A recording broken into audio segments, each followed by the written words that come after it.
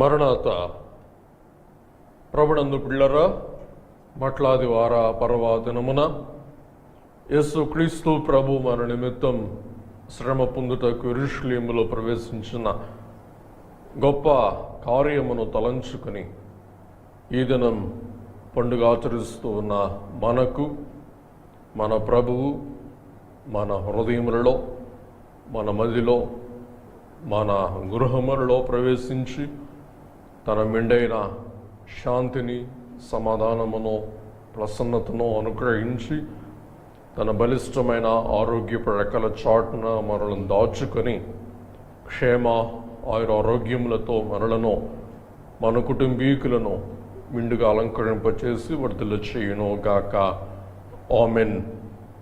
పిల్లరా, ఈ భయంకరమైన కరోనా అను పైశాచిక వ్యాధిని బట్టి ఆందోళనతో, ఆవేదనతో నిండి భవిష్యత్తు ఏమవునో కనుగొనలేక తలడిల్లుచూ ఉన్న దేవుని బిడ్డలారా, విజయోత్సాహముతో యేసుక్రీస్తు ప్రభువు యెరూషలేములో ప్రవేశించిన ఈ యొక్క వృత్తాంతమును తలంచుకున్నట ద్వారా మన జీవితమునకు అవసరమైన ఆదరణను, ఆనందమును, విశ్వాసమును, నిరీక్షణను దేవుడు మనకు దయచేవాడై ఉన్నారు. అందుచేత మీ ఆత్మీయ జీవన వృద్ధి కొరకు, మీ యొక్క మానసిక సమాధానం, సంతోషము కొరకు శ్రద్ధగా ఈ వాక్యమును ఆలకించవలసిందిగా ప్రభువుని బట్టి ప్రేమతో మీ అందరికీ మనవి చేస్తూ ఉన్నాము. పిల్లరా, ఈ దిన వాక్య ధ్యానము కొరకు జకర్యా గ్రంథము 9వ అధ్యాయమును మన ముందర ఉంచుకొని ఈ యొక్క అధ్యాయములో సూచింపబడిన వాగ్దానములను గూర్చి మనము ధ్యానిస్తూ, ఈ వాగ్దానములన్నీ కూడా ఎలాగున యేసుక్రీస్తు ప్రభువులో పరిపూర్ణముగా నెరవేరునయో మనము గ్రహించుకుందాం. పిల్లరా, పాత నిబంధన గ్రంథములో జకర్యా గ్రంథం 9వ అధ్యాయం, మలాకి గ్రంథానికి ముందున్న గ్రంథం జకర్యా గ్రంథం. ఈ యొక్క జకర్యా ప్రవక్తలలో చిన్న ప్రవక్త ఉన్నట్లు మనం ఎరుగుదుము. ఎందుకనగా ఈ ప్రవచన గ్రంథము చిన్న గ్రంథమైనందున జకర్యా ప్రవక్త గారిని చిన్న ప్రవక్తగాను, ఈ గ్రంథమును చిన్న గ్రంథముగాను మన పెద్దలైన వారు వర్ణించిన వారు ఉంటూ ఉన్నారు. జకర్యా అను మాటకు అర్థము యెహోవా జ్ఞాపకము చేసుకొనును. ఈ కాలమందు దేవుడు మమ్ము మరచి ఉన్నారా? దేవుడు మమ్ము విసర్జించి ఉన్నారా? దేవుడు తన చేతిని విడిచిపెట్టి ఉన్నారా అని తలంచుకుంటూ ఉన్న దేవుని బిడలారా, మన దేవుడు మరచే దేవుడు కారు, విడిచే దేవుడు కారు. ఆయన మనల్ని ఏనాడు విసర్జించే దేవుడు కాదు. నీ తల్లి నిన్ను మరచునేమో కానీ నేను ఎడనో, నిన్ను మరువను, విడువను, ఎడబాయను అని మన దేవుడు వాగ్దానము చేస్తూ ఉన్నారు. కాబట్టి జకర్యా అనగా యెహోవా జ్ఞాపకము చేసుకున్న వారై ఉంటూ ఉన్నారు. ఈ యొక్క భావము, వాక్య భావం మనం గ్రహించుటకు సందర్భము చాలా అవసరమై ఉంటూ ఉన్నది. ఇశ్రాయేలు జనులైన వారు కానాను దేశములో విగ్రహారాధికులై ఉండి వారు దేవుని ఆజ్ఞలు పాటింపక, విశ్రాంతి దినమును ఆచరింపక, వారు దేవుని మనస్సును కలతపరచి ఆయాసపరచి ఉన్నందున దేవుడు వారిని బబులోను చెరలోనికి 70 సంవత్సరాలు పంపించి వేయుట మనము ఎరిగిన వారమై ఉన్నాం. ఈ 70 సంవత్సరములు చెరలో ఉన్న ఇశ్రాయేలీయులైన వారు కోరేషు గారి యొక్క శాసనమును బట్టి క్రీస్తు పూర్వము 539వ సంవత్సరంలో వారు తిరిగి తమ స్వదేశమై ఉన్న ఇశ్రాయేలు దేశమునకు వారు వచ్చి ఆ ఇశ్రాయేలు దేశంలో తమ నాయకునిగా యెరుబ్బయలును ఏర్పాటు చేసుకొని, తమ యాజకునిగా యెహోషువను ఏర్పాటు చేసుకొని వారు తమ జీవనమును కొనసాగించుకుంటూ ఉన్న తరుణంలో వారు తిరిగి యెరూషలేమును కట్టుటకు, మరి ముఖ్యముగా యెరూషలేములోని దేవాలయమును పునర్నిర్మించుటకు వారు సంకల్పించుకున్న వారై ఉంటూ ఉన్నారు. వారు ఎప్పుడైతే యెరూషలేం దేవాలయం కట్టుటకు పూనుకున్నారో ఆ ప్రాంత వాసులైన వారు, అనగా ఇశ్రాయేలులైన వారు లేని కాలంలో ఆ యెరూషలేం ప్రాంతమును ఆక్రమించుకున్న అన్యులైన వారు ఈ యొక్క ఇశ్రాయేలులైన వారు మందిరము కట్టుకొనుచు ఉన్న ఈ తరుణములో వారిని నిరుత్సాహపరిచినందున, వారిని అడ్డగించినందున, వారి కార్యములను ఆటంకపరచినందున ఇశ్రాయేలులైన వారు మందిరమును నిర్మించు కార్యమును ఇంచుమించుగా 16 సంవత్సరములు నిలిపివేసి ఉన్నట్లు చరిత్ర ద్వారా మనం గ్రహిస్తూ ఉన్నాం. 16 సంవత్సరాలు నిర్మాణము కాకుండా నిలిచిపోయి ఉన్న మందిర పనులను పునరుద్ధరించుటకు, అలాగుననే తిరిగి ఆ పనులు ప్రారంభించు నిమిత్తం దేవుడు ప్రత్యేకముగా హగ్గాయి అను ప్రవక్తను, అలాగుననే మనము ధ్యానించుకొనొచ్చు జకర్యా ప్రవక్త గారిని పురికొల్పి ప్రోత్సాహపరచి వీరి ద్వారా నలిగిన, అణచబడి ఉన్న, కృంగి ఉన్న ఇశ్రాయేలులైన వారికి దేవుడు నూతన ఉత్సాహం, నూతన ఒరవడి, నూతన ఉద్రేకం కలిగిస్తూ ఉన్న వారై ఉన్నట్లు మనం గ్రహిస్తూ ఉన్నాం. కాబట్టి దేవుడు తన వాక్యము ద్వారా, తన ప్రవచనముల ద్వారా, తన దర్శనము ద్వారా కృంగిన మన హృదయములను ఊరటపరచుటకు, బలపరచుటకు, జీవింపచేయుటకు ఆయన ప్రయత్నిస్తూ, ఆయన ప్రయాసపడుచు ఉన్నారని సమయమందు మనము గుర్తింపవలసిన వారమై ఉన్నాం. పిల్లరా, జకర్యా గ్రంథం 9వ అధ్యాయం 1వ వచనం, హద్రాకు దేశమును గూర్చియు దమస్కు పట్టణమును గూర్చియు వచ్చిన దేవోక్తి. పిల్లరా, ఇక్కడ ఒక ప్రత్యేకమైన పదం మనము కనుగొనవలసిన వారమై ఉన్నాం. ఆ పదమే దేవోక్తి. దేవవాక్కు వేరు, దేవోక్తి వేరు. పిల్లరా, దేవోక్తి అనగా భారభరితమైన, అలాగుననే బాధాకరమైన దేవుని యొక్క పలుకు దేవోక్తి అని మనం గ్రహింపగలుగుతున్నాం. ఇంగ్లీష్ భాషలో మనం చూసినట్లయితే the burden of the lord. దేవుడు భారముతో, బాధ్యతతో, ఎంతో కఠినముగా లేక దిట్టముగా సెలవిచ్చు మాటే దేవోక్తి అని మనం గ్రహింపవలసిన వారమై ఉన్నాం. ఉదాహరణకి, మిగతా సామాన్య కాలములో పోలీస్ అయిన వారు లేక పోలీస్ వ్యవస్థ మామూలుగా మనల్ని సూచనలు ఇస్తూ, సలహాలు ఇస్తూ, మనల్ని పాలిస్తూ ఉంటారు. కానీ ఇటువంటి కట్టుదిట్టమైన కర్ఫ్యూ సమయంలో వారు కఠోరముగా, వారు ఖచ్చితముగా వ్యవహరించుట మనం చూస్తూ ఉన్నాం. కాబట్టి దేవుడు కూడా కఠోరమైన సమయంలో, కఠినమైన సమయంలో వాక్కును పంపించని దేవుడు దేవోక్తులను పంపించి వారిని దృఢపరచుట, బలపరచుట, అలాగుననే వారి హృదయములకు భారమైన సంగతులను వారికి బాధ్యతతో తెలియచేయుటకు ఈ ప్రవక్తను దేవుడు ఏర్పాటు చేసుకొనుట మనము గుర్తిస్తూ ఉన్నాం. కాబట్టి జకర్యా ప్రవక్త ఇప్పటికే వృద్ధుడైనప్పటికీ కూడా ఈ మాట సెలవిచ్చుట తనకు భారభరితమైనప్పటికీ కూడా దేవుడు జకర్యా ప్రవక్త ద్వారా ఈ వాక్కులను సెలవివ్వవలసిందిగా దేవుడు ప్రవక్తకు తెలియచేస్తూ ఉన్నారు. పిల్లరా, ఈ యొక్క ప్రవచన గ్రంథమును మనం 2 భాగములుగా విభాగించుకొనవచ్చును.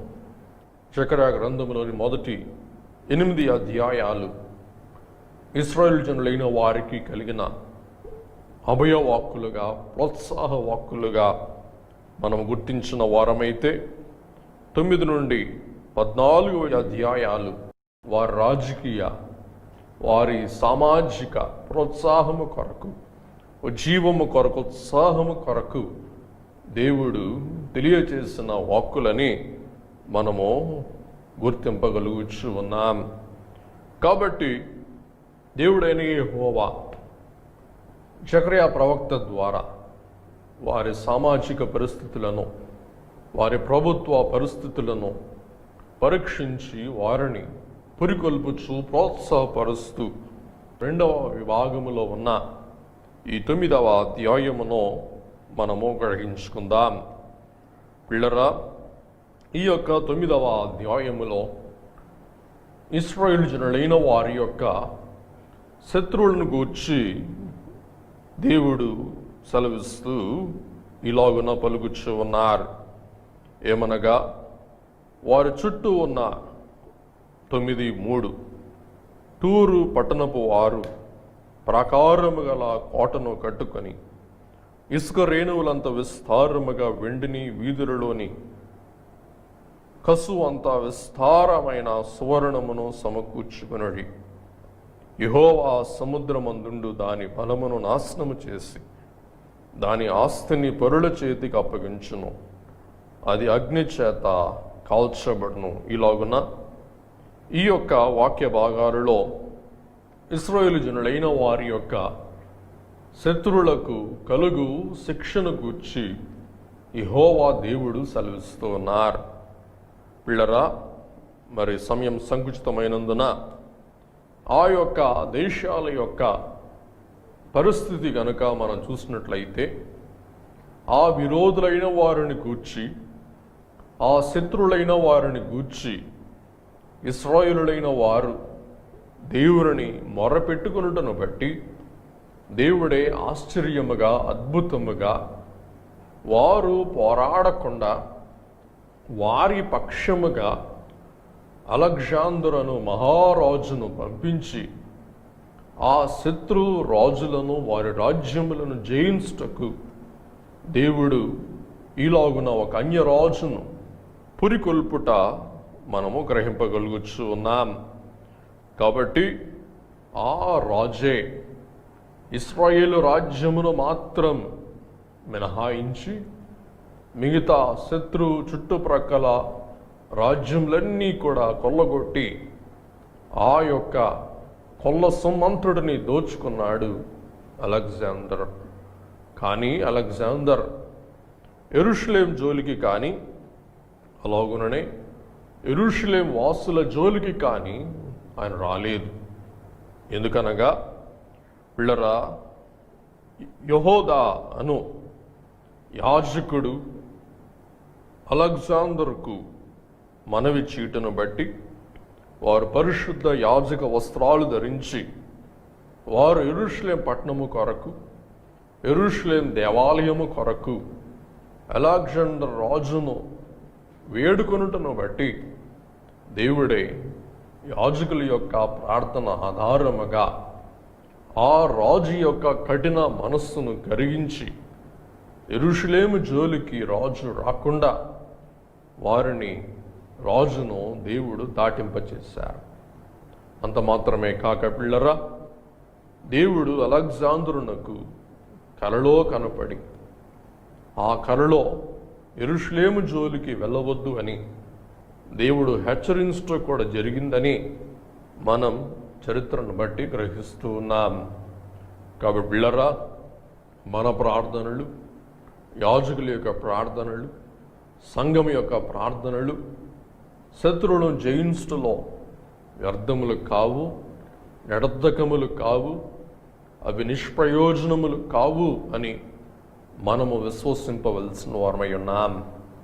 అంత క్రూరుడైన రాజునే దేవుని యొక్క దర్శనం యాజకుని యొక్క విన్నపం ఎలాగున దారి మరలించిందో అలాగున ప్రపంచాన్ని తలడలో చేస్తూ ఉన్న ఈ కిరాతక పైశాచిక వ్యాధిని దేవుడే మన విజ్ఞాపనల ఫలితముగా దారి మళ్లించుటకు, అణచివేయుటకు, అలాగుననే దీనిని బట్టి కలుగు హానిని తొలగించి వేయుటకు సమర్థులై ఉన్నందున విడువక విసుగక మనం ప్రార్థించి జయం పొందవలసిన వారమై ఉన్నామని ఈ సందర్భంలో మనము గుర్తింపవలసిన వారమై ఉన్నాం.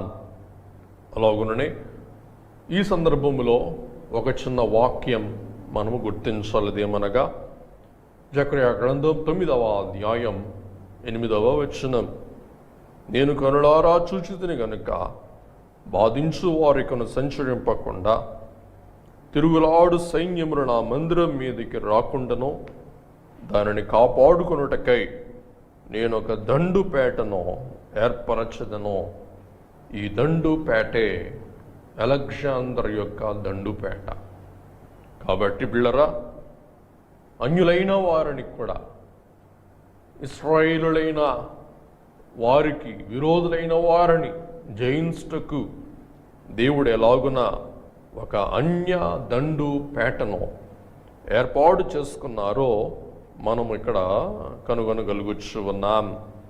కాబట్టి ఇది విచిత్రముగా, విడ్డూరముగా, చాలా వింతగా మనకు కనబడుచు ఉంటూ ఉన్నది.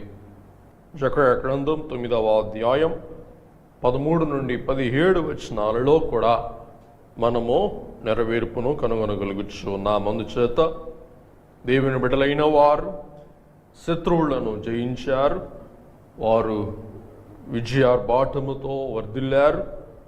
అలాగుననే పిల్లరా, ఇప్పుడు వారికి కొదువై ఉన్నది రాజు. వారికి నాయకుడున్నాడు యెరుబ్బయలుగా, వారికి యాజకుడున్నాడు యెహోషువగా. అలాగుననే కానీ వారికి ఇప్పుడు కొదువై ఉన్నది ఒక రాజు. అందుచేత జకర్యా ప్రవక్త ఈ రాజును గూర్చి వారికి ప్రవచిస్తూ ఉన్నారు. 9వ అధ్యాయం 9వ వచనములో, ఇదిగో సియోను నివాసులారా బహుగా సంతోషించుడి, యెరూషలేము నివాసులారా ఉల్లాసముగా ఉండుడి. నీ రాజు నీతిపరుడునో రక్షణ గలవాడునో దీనుడునై గాడిదను గాడిద పిల్లను ఎక్కి నీ వద్దకు వచ్చుచు ఉన్నాడు. కాబట్టి యెరూషలేము వారులారా, దుఃఖించవద్దు. దుఃఖించటకు బదులుగా ఉల్లసించండి, ఉప్పొంగండి, ఉత్సహించండి, ఆర్భాటించండి. ఎందుకనగా నీ రాజు నీ వద్దకు వస్తూ ఉన్నాడు. కాబట్టి ఈ కాలంలో మనం చూస్తే మనకు దిక్కుగా ఎవరు కనబడట్లేదు, మనకు ఎవరు రాజులు కనబడట్లేదు, నాయకులు కనబడట్లేదు, ప్రభుత్వ అధికారులు కనబడట్లేదు. మన యోగక్షేమాలు పట్టించుకునే నాదుడే లేకుండా అయిపోవుట చాలా విచారకరమైన పరిస్థితిగా మనం గ్రహిస్తూ ఉన్న ఈ తరుణంలో పిల్లాడిలేని వారు కూడా చెరలో నుండి వచ్చి అణచబడి, త్రొక్కబడి, బాధింపబడి, వేధింపబడి, వారు సరి అయిన పాలకుడు లేక, తము నడిపించు నాయకుడు లేక బాధపడుచు ఉన్న ఈ తరుణంలో వారికి దేవుడే ఒక రాజును గూర్చి ఉత్సాహ ప్రవచనం తెలియచేస్తూ ఉన్నారు. కాబట్టి మీరు ఈ రాజును ఉత్సాహముతో స్వీకరించండి అని తెలియచేస్తూ ఈ వాక్యం మనం ధ్యానించుకునే ముందు ఇదే సందర్భంలో మరి యొక్క వాక్యమును మనం మరొక లేక ధ్యానింపవలసిన వారమై ఉన్నాం, తలంచవలసిన వారమై ఉన్నాం. అదేమనగా జకర్యా గ్రంథం 9వ అధ్యాయం 7వ వచనం. వారి నోట నుండి రక్తమును వారికను తినకుండా వారి పండ్ల నుండి హేయమైన మాంసమును నేను తీసివేసేదను. వారి పండ్ల నుండి హేయమైన మాంసమును నేను తీసివేసేదను. పిల్లరా, ఈ కరోనా వ్యాధికి మూలము మాంసాహారము అని ఒక కోణములో కొందరు శాస్త్రవేత్తలైన వారు తెలియజేస్తూ ఉన్నారు. వుహాన్ అనే మహా చైనా నగరంలో ఒక మాంసపు మార్కెట్లో అన్ని రకాల మాంసములను విరివిగా వారు భుజించుట, విరివిగా వారు విక్రయించుట, అలాగనే విరివిగా అన్ని రకాల మాంసాలను వారు అమ్ముట మనము గ్రహిస్తూ ఉన్నాం. ఒకే చోట పందులను, పందికొక్కులను, ఒకే చోట మరి చిలుకలను, ఎలుకలను, ఒకే చోట భయంకరమైన చేపలను, పక్షులను కలిపి వారు సరైన శుద్ధి లేని పరిస్థితులలో అమ్ముటను బట్టి ఈ జంతువులలో ఉన్న వ్యాధి మానవులలోనికి వారు కరుబోతనం బట్టి నానా జాతి ఆహార జంతువులను భుజించుటను బట్టి సంభవించుట మనము గుర్తిస్తున్నాం. కాబట్టి లేవియా కాండములో 11వ అధ్యాయములో ఏ మాంసములు భుజించవచ్చు, ఏ మాంసములు భుజింపకూడదో దేవుడు ఇశ్రాయేలు వారికి ఖండితముగా సెలవిస్తున్నారు. ఇక్కడ ఈ వుహాన్లో అన్ని రకాల మాంసములు వారు తినివేసినందున ఈ రోగము సంభవించిందని, ఈ రోగము ప్రపంచమంతా వ్యాపించిందని ఒక థియరీ మనం చూస్తూ ఉన్నాం. అందుచేత అన్యులైన వారు హేయమైన మాంసమును తినకుండా వారి పండ్లను నేను మాన్పిస్తాను, అలాగనే మాంసమును నేను తీసివేస్తాను.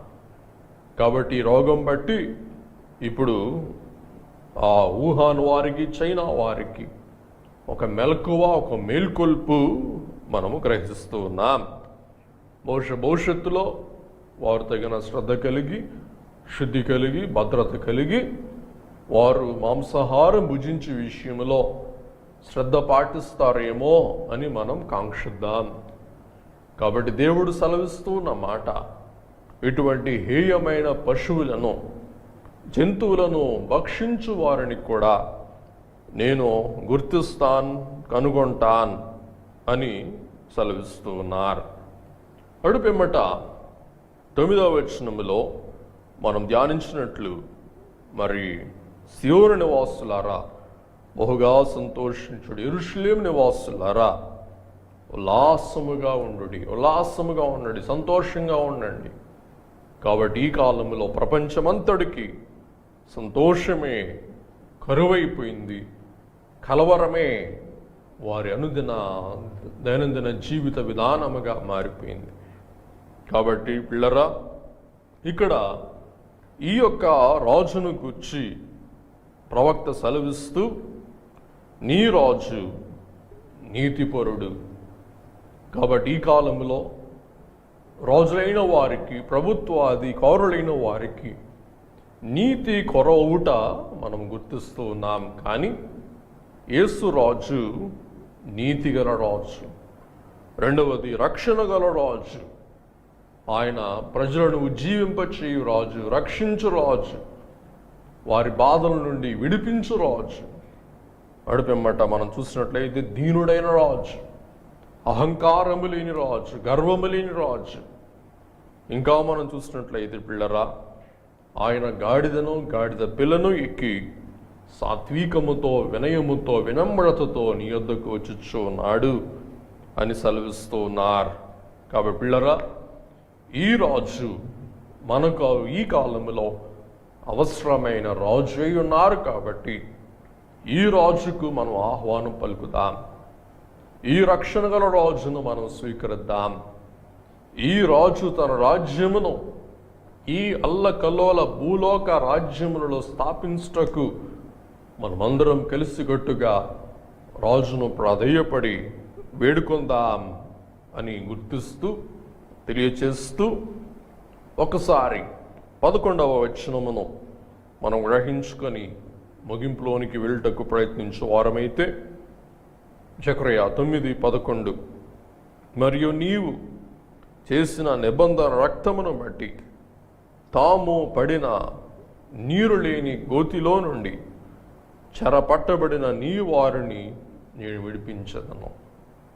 కాబట్టి గోతిలో నుండి చెరపట్టబడిన నీ వారిని నేను విడిపించదను. ఈ యొక్క గోతి అనే మాట మనం చూసినట్లయితే ఇశ్రాయేలు దేశంలో నీరు వారికి కొరవైనందున ప్రతి ఇంటిలో ప్రతి పొలములో వారు గోతులు తీసుకొని ఆ వర్షపు నీళ్లు నింపుకొని ఆ నీటిని వారు వినియోగించుకుంటూ ఉంటారు. కాబట్టి ఈ కాలంలో శత్రులైన వారి యొక్క భయమును బట్టి ఆందోళనను బట్టి ఈ గోతులను వారు దేనికి వాడారు అనగా తమ్మును తాము దాచిపెట్టుకోవటానికి, తమ్మును తాము లేక తాము దాక్కోవటానికి ఈ యొక్క గోతులను వారు వాడినట్లు తెలియచేస్తూ ఉన్నారు. కాబట్టి ఈ గోతిలో నుండి నీ వారిని విడిపిస్తాను. ఈవేళ మన ఇల్లే ఈ 10 రోజులుగా మనకు ఒక గొయ్యగా మారిపోయింది. కాబట్టి ఈ గోతిలో నుండి మేము విడిపిస్తాను. ఇప్పుడు ఈ లాకౌట్ తీసేస్తారా, ఇప్పుడు ఈ లాకౌట్ నుండి మనల్ని విడుదల చేస్తారా అని మనం ఆకాంక్షిస్తూ ఉన్నాం. ఈలాగున మనం ఈ కాలంలో ఇల్లు అనే గొయ్యిలో ఎలాగున్నామో ఇశ్రాయేలులైన వారు శత్రులైన వారికి భయపడి, విరోధులైన వారికి భయపడి తాము గోతులో దాగి ఉన్న సమయంలో మిమ్మల్ని నేను విడిపిస్తాను, విమోచిస్తాను అని మీ రాతి గోతులో నుండి మిమ్మల్ని నేను బయటకు రప్పిస్తాను అని దేవుడు సెలవిస్తూ ఉన్నారు. కాబట్టి విమోచన కాలం, స్వాతంత్ర్య కాలం, ఆరోగ్య కాలం సమీపిస్తూ ఉన్నది అని నిరీక్షించి దేవా త్వరలో మా ఈ దాగుడు స్థలములలో నుండి మమ్మల్ని బయటికి విడుదల చేసి స్వేచ్ఛగా స్వాతంత్ర్యముగా రాజువైన నిన్ను మేము సేవించుకున్నటకు, ఆరాధించుకున్నటకు, పూజించుకున్నటకు, మా దైనందిన జీవితమును కొనసాగించుకున్నటకు జకర్యా గారికి చేసిన వాగ్దానం ఈ కాలంలో మా పట్ల కూడా మీరు నెరవేర్చుమో అని మనం ప్రార్థింపవలసిన వారమై ఉంటూ ఉన్నాం. కాబట్టి ఇక్కడ ఉజ్జీవ వాక్కు, ఉత్సాహభరితమైన వాక్కు, అభయ వాక్కు, ఆదరణ వాక్కు జకర్యా ప్రవక్త ద్వారా ఇశ్రాయేలు జనులైన వారికి దేవుడు జ్ఞాపకము చేస్తూ ఉన్నారు.